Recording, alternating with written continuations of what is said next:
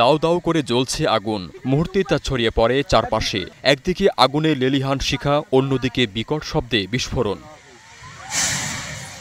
বুধবার সকালে চট্টগ্রামের চন্দনাইশের চরপাড়ায় আগুন লাগে। স্থানীয়রা জানায়, প্রতিদিনের মতো মাহবুব রহমান ট্রেডার্সে গ্যাস ভর্তি সিলিন্ডার আনলোড করছিলেন শ্রমিকরা। এ সময় হঠাৎ সিলিন্ডার বিস্ফোরণ হয়, 10 শ্রমিক দগ্ধ হন। স্থানীয়রা তাদের উদ্ধার করে চট্টগ্রাম মেডিকেলে পাঠায়। প্রায় 1 ঘন্টার চেষ্টায় আগুন নিয়ন্ত্রণে আনে ফায়ার সার্ভিস। গাড়ি থেকে নামায় আপনার গোডাউনে স্টোরেজ করার সময় আগুনটা ধরছিল।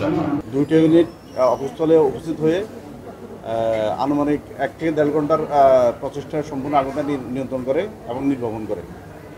আগুনটা নির্বাপন করে আমাদের স্টেশনের লোকজন গাড়ি কম আমাদের স্টেশনে ব্যাক করেছেন। আমাদের পৌঁছার পূর্বেই সিলিন্ডার বিস্ফোরণ জনিত কারণে কিছু লোক আহত হয়েছে, আমরা সংবাদ পেয়েছি, যা স্থানীয় জনগণ কর্তৃক হসপিটালে পৌঁছানো হয়। এখন আমরা বিষয়টা তদন্ত করে দেখছি কিভাবে দুর্ঘটনাটা ঘটেছে, কী পরিমাণ ক্ষতি হয়েছে। আমরা একটা তদন্ত করছি, তদন্ত করে আমরা আপনাদেরকে সম্পূর্ণ পূর্ণাঙ্গ রিপোর্টটা দিতে পারবো। দগ্ধদের মুখ ও শ্বাসনালী সহ শরীরের 20 থেকে 70% পর্যন্ত পুড়ে গেছে বলে জানিয়েছেন চিকিৎসক। এদের মধ্যে 6 জনের অবস্থা আশঙ্কাজনক।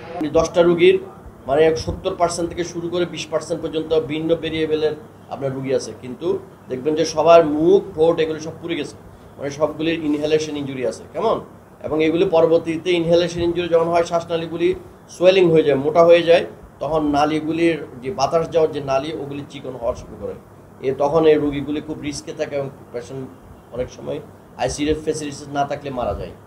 যাই হোক, আমরা এখন মোটামুটি প্রাইমারিলে আমরা সব ম্যানেজ করে ফেলছি, এবং যেসব রোগী আমাদের এখানে চিকিৎসা হবে যতটুকু সম্ভব। মাহবুব রহমান ট্রেডার্স নামে গ্যাস সিলিন্ডার গুদামটির জন্য ফায়ার সার্ভিসের অনুমোদন ছিল না বলে জানিয়েছে সংশ্লিষ্টরা।